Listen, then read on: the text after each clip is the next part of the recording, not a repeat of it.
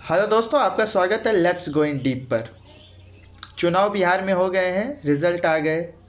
2-4 दिन में शपथ ग्रहण होंगे, सब अपने अपने पद पर आसीन होंगे। आपसे कुछ पूछना चाहता हूँ मेरे बिहार के भाइयों एवं बहनों, टिकट कंफर्म हुआ क्या? समझे भाई? टिकट कंफर्म नहीं हुआ तो एक बार प्रीमियम लगा के देखो। छठ पूजा में आए थे ना? अब तक रुक रुक कर आप लोगों ने मतदान दिया बढ़ चढ़कर, और बीजेपी को बिहार में एक ऐसी मजबूत सत्ता आप लोगों ने दी है, मत पूछो। आप लोगों के लिए ताली होनी ही चाहिए, लेकिन आप लोगों के लिए और एक ताली होनी चाहिए टिकट कंफर्म होने का। हुआ टिकट कंफर्म क्या? अगर नहीं हो रहा है तो एक बार बाहर टिकट कंफर्म करने के लिए जितने हाथ पैर मारते थे ना पहले, उतना ही मारो। प्रीमियम लगाओ, ब्लैक में जाओ, लाइन में लगाओ, कुछ भी करके जाना तो है ही। नहीं होगा तो फिर लटक के जाना। गुजरात, पंजाब, महाराष्ट्र और जो लोग बिहार में रह रहे हैं उनसे मैं कह रहा हूँ, पता है आप लोगों ने जो सरकार बनाई है, बहुत अच्छा सरकार बनाई है, बहुत ही बढ़ चढ़ के इस महापर्व को आपने मनाया है। और जिसके जिसके सपने होंगे विधायक के बनने के, वो बनेंगे, है ना? लेकिन उन बीच में आपने भी, आपके वजह से कितने सपने टूटे हैं पता है? जो सत्ता में आसीन है उसके लिए नहीं, जो आपके घर के लड़के हैं उनके सपने टूटे हैं, पता है? जी हाँ, आप लोगों ने मेरे उम्र के लड़के जो दिल्ली, मुंबई, पंजाब, गुजरात, महाराष्ट्र, तमिलनाडु में गाली खा रहे हैं, उनके सपने तोड़े, उनके घर वापसी के सपने तोड़े। मैं मानता हूँ कि अगर यहाँ पे पीली गमछी की सरकार बन जाती, जो चीख चीख कर आप लोगों को बोले थे पलायन में रोकूंगा, अभी सरकार बनती तो जस्ट नाउ ऐसा नहीं होता कि आप लोगों को टिकट नहीं कटवाना पड़ता, जाना नहीं पड़ता। लेकिन हाँ, 5 साल बाद हो सकता था कि आपकी घर वापसी हो जाती। आपके बच्चे जो वहाँ पर 2 5 फीट 6 फीट के 6 फीट लंबा 4 फीट चौड़ा वाले रूम में रह रहे हैं और उसी रूम में 4 आदमी रह रहे हैं, हो सकता था कि वहाँ से निकल के अपने घर आ जाते। आप लोगों ने हमारे जैसे उम्र के लड़कों के जो घर वापसी होने के सपने तोड़े। और महिलाओं, आप लोगों को 10,000 मिला बिजनेस करने के लिए, तो डाउनफॉल चल रहा है या बुल? अरे हमको लगता है बुल ही चल रहा होगा, क्योंकि आप लोगों ने बढ़ चढ़ के वो मतदान दिए हैं और एक ऐसी पार्टी की सरकार बनाए हैं जो सरकारी नौकरी के लिए तरसा देते हैं। बिहार में तो नीतीश कुमार है, यहाँ पे तो दाल गलने वाली नहीं है। लेकिन अदर स्टेट में आप जाके देखो बीजेपी ने वहाँ क्या किया है, वहाँ के बच्चों का हाल पूछो क्या किया है।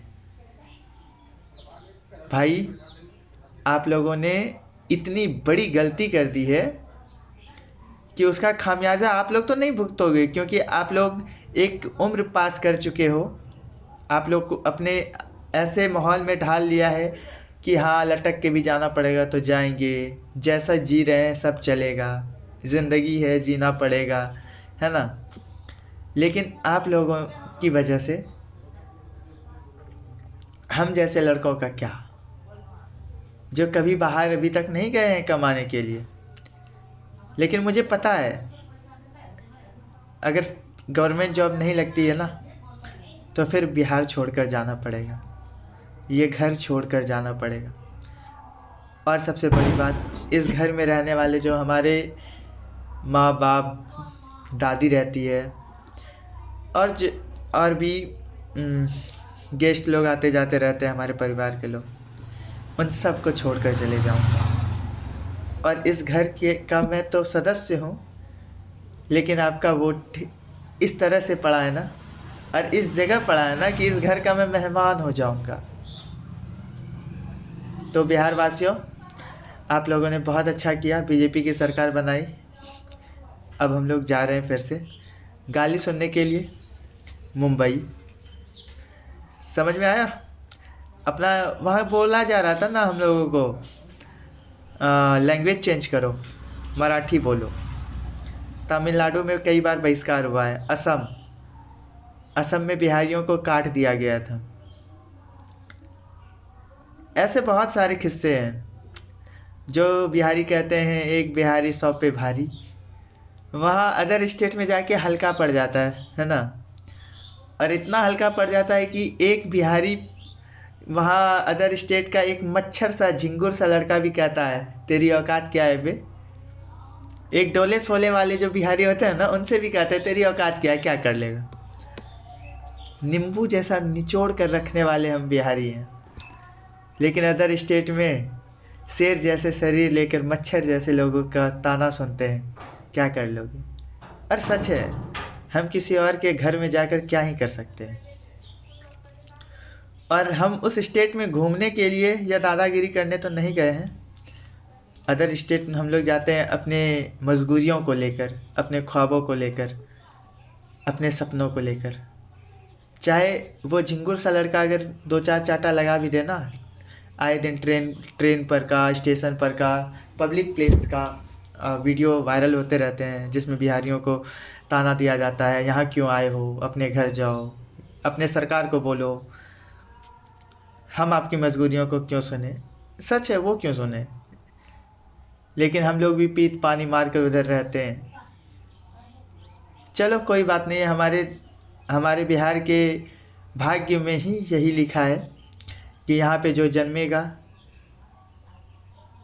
उनको अदर स्टेट जाना पड़ेगा, पेट की भूख मिटाने के लिए, अपनों के भूख मिटाने के लिए, कुछ सपनों को पूरा करने के लिए।